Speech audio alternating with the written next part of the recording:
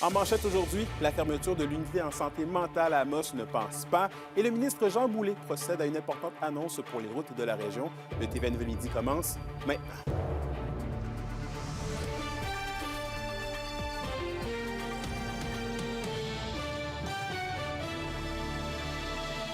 Bonjour tout le monde, ici Anthony Dallaire et bienvenue au TVA Midi. On débute le bulletin dans le monde de la santé, puisque la fermeture de l'unité en santé mentale à l'hôpital d'Amos continue de susciter des inquiétudes. Les organismes communautaires de la MRC d'Abitibi mettent en lumière que des personnes hospitalisées en dehors d'Amos soient revenues avec des diagnostics modifiés et des changements de médication inappropriés. Ils dénoncent aussi l'argumentaire du CISAT sur les solutions de rechange proposées à la fermeture, notamment que des personnes présentant une condition psychiatrique soient temporairement sur des lits en crise en dehors de l'unité en santé mentale.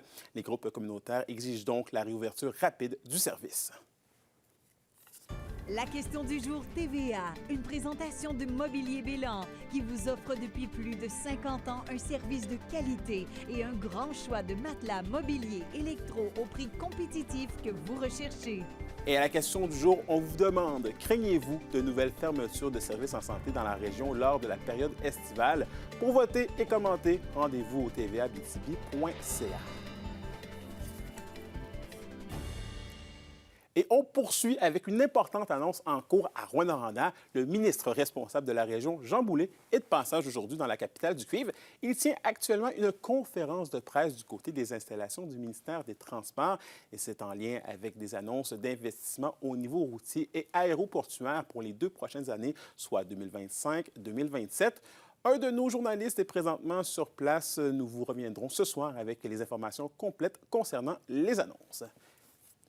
Et toujours à Rouyn-Noranda, mais dans le monde judiciaire, les avocats dans la possible action collective contre la fonderie Horn et le gouvernement du Québec sont de retour devant le juge de la Cour supérieure, Daniel Dumais, au Palais de justice. Selon Radio-Canada, les plaidoiries de cette semaine serviront à déterminer si l'action collective pourra officiellement aller de l'avant. Aucun témoin ne sera entendu lors des 4 jours d'audience prévus. Rappelons que 2 Rouyn-Norandiens, Julie Forcier et Miguel Charlebois, espèrent obtenir des millions de dollars de Québec et de Glencore en lien avec les conséquences néfastes des émissions de métaux de la fonderie Horn sur la santé de la population. Et toujours dans les faits divers, ce fut une fin de semaine occupée pour les pompiers de Rouyn-Noranda qui ont dû répondre à 3 appels en lien avec des incendies, notamment 2 dans le secteur des quartiers de McWhorter et de Granada, dont un qui a été causé en raison de négligence. Une enquête est en cours pour faire la lumière sur l'événement. Le service de sécurité d'incendie tient d'ailleurs à sensibiliser la population au niveau des risques d'incendie, surtout à l'aube de la période des feux de forêt. Au niveau de la prévention, ce serait de se référer justement là, au site Internet de la Ville pour voir qu'est-ce qui est légal au niveau des installations pour les feux extérieurs. Parce qu'il y a une différence justement là, concernant les périmètres urbains, périmètres ruraux. Donc, ce serait de s'informer par rapport à ça pour éviter justement de faire une erreur humaine en lien avec ça. Nos forêts ne sont pas de simples réserves de matières ligneuses. Voilà le message que voulaient passer des groupes écologistes et des communautés autochtones de l'Abitibi-Témiscamingue à l'endroit de la ministre des Ressources naturelles des Forêts, Maïté Blanchette-Vizina. Rassemblés à la forêt Piché-le-Moine à Dubuisson, à l'occasion de la Fête des Mères, c'est environ une centaine de personnes qui se sont réunies pour dénoncer le projet de loi 97. Pour elle, la réforme du régime forestier représente un sacrifice des forêts publiques au profit de l'industrie forestière. Selon Jennifer Ricard-Turcotte, de maire au front de Rouyn-Noranda, il est inconcevable que la forêt soit donnée à l'industrie et que les enfants soient dépossédés. Dans le monde de l'éducation maintenant, les centres de services scolaires de la région lancent pour une 2e année de suite une campagne de sensibilisation à la réussite scolaire. Le tout en lien avec la période d'examen de fin d'année amorcée depuis peu. Des visuels et des messages radio sous le thème « Unis pour la réussite » sont déjà en branle et les mises sur la collaboration des élèves, des parents et des employeurs. Par exemple, l'élève est invité à bien s'organiser, le parent à instaurer une routine stable et l'employeur à être flexible sur les horaires de travail.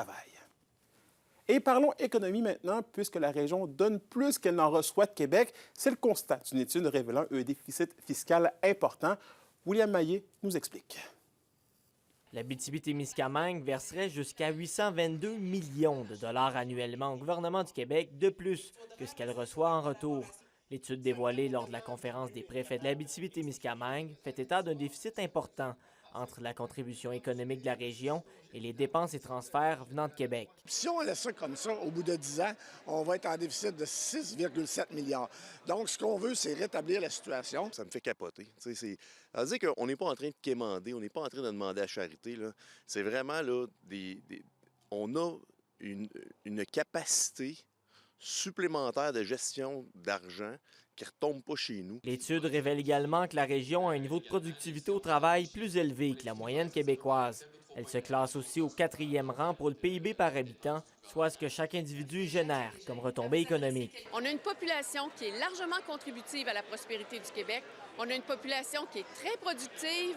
On a une population qui a le droit d'avoir des services de qualité.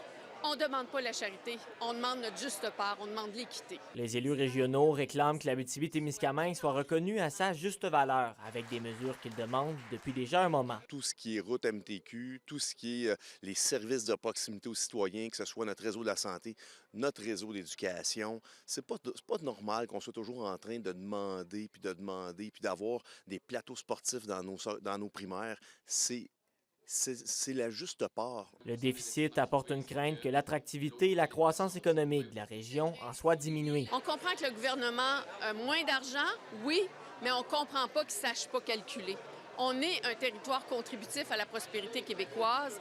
On a besoin, pour rester compétitif et contributif, on a besoin que nos infrastructures soient améliorées. Le rassemblement municipal a aussi été le cadre du dévoilement des récipiendaires de la médaille régionale des préfets. Exceptionnellement, 2 lauréats ont été annoncés. Paul-Émile Bardot et Pascal Roux sont les lauréats 2025 grâce à leur engagement citoyen dans le développement économique de la région. William Maillet, RNC Nouvelles, Lorrainville. Et on revient à Rouyn-Noranda alors que la Ville a dévoilé sa version révisée du projet de quartier Lac-Noranda dans le secteur sénateur. Tous les détails avec Olivier Morin.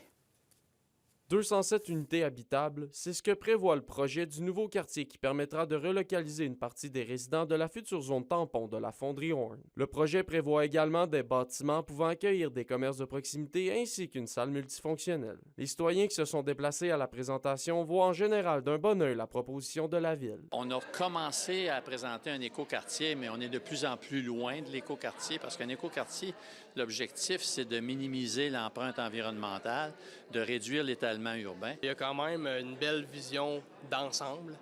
J'ai hâte de voir, par exemple, au niveau d'une suggestion d'une vision d'architecte du lieu, ce qui n'est pas encore présent. De façon générale, je trouve que c'est un projet intéressant et que les gens ont bien travaillé puis intégré beaucoup de bons principes. La Ville est satisfaite de la réponse de la population. Ça attire, ça inspire. On entendait toutes sortes d'idées ce soir. Les gens, ça les inspire. Tant mieux. On essaie de faire différemment. Donc, ça fait réagir. Les gens le remarquent. On essaie de faire les choses différemment.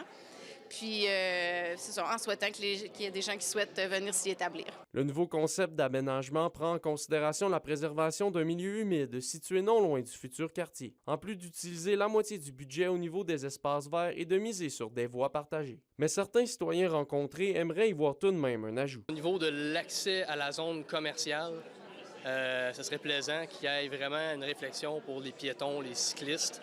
J'aime ça, éviter de prendre ma voiture quand je peux marcher. C'est terrible la situation actuelle des piétons entre Walmart Canadian Tire et puis IGA, Rona, et puis il faut qu'ils s'occupent de ça. Même si la Ville entend bien le message à ce sujet, il y a un facteur à prendre en considération, comme nous l'explique Sylviane Legault. Il faut avoir des ententes avec ces grandes surfaces-là pour aménager la cour arrière. Si on en faisait un passage piétonnier, il ne faut pas que les gens se retrouvent dans une zone de livraison, un débarcadère, par exemple, où ce serait dangereux pour eux. Là. Donc, il y a beaucoup de choses à attacher avec ces magasins-là, si on veut, pour aménager un espace piétonnier. La vente des terrains sera priorisée aux résidents de la zone tampon située à côté de la fonderie Horn. Mais le quartier ne pourra pas accueillir toutes les personnes habitantes dans le secteur. Un deuxième projet en lien avec la relocalisation des résidents du quartier Notre-Dame devrait être annoncé d'ici les prochaines semaines. Olivier Morin, RNC Nouvelles, Rouyn-Noranda. Et au culturel, le groupe Galaxy est en spectacle au Petit Théâtre du Vieux-Noranda ce mercredi à 20h. Galaxy est un groupe garage rock canadien originaire de Montréal. Ils sont venus à plusieurs reprises en région, surtout lors du FME. Les membres du groupe viennent présenter leur dernier album À demain peut-être, sorti en février 2024, ainsi que leur plus grand succès. Des billets sont toujours disponibles sur le site du Petit Théâtre du Vieux-Noranda. Et au sport, Alex Carr remporte le trophée du défenseur défensif de l'année dans la LHJMQ. À sa 4e saison complète avec la Meurthe, Carr a récolté 45 points en 62 matchs, ce qui le place en 8e rang des pointeurs chez les défenseurs de la LHJMQ. Le capitaine des Huskies a conclu sa saison avec un différentiel de plus 29, ce qui représente le 10e différentiel le plus élevé chez les défenseurs. À noter que c'est la 2e fois en 2 ans qu'Alex Carr est nommé pour cet honneur. Pour une nouvelle importante à nous communiquer, contactez-nous, nouvelles au pluriel, @rncmedia.ca, par téléphone au 1-866-463-4636 et notre site web tvaabitibi.ca.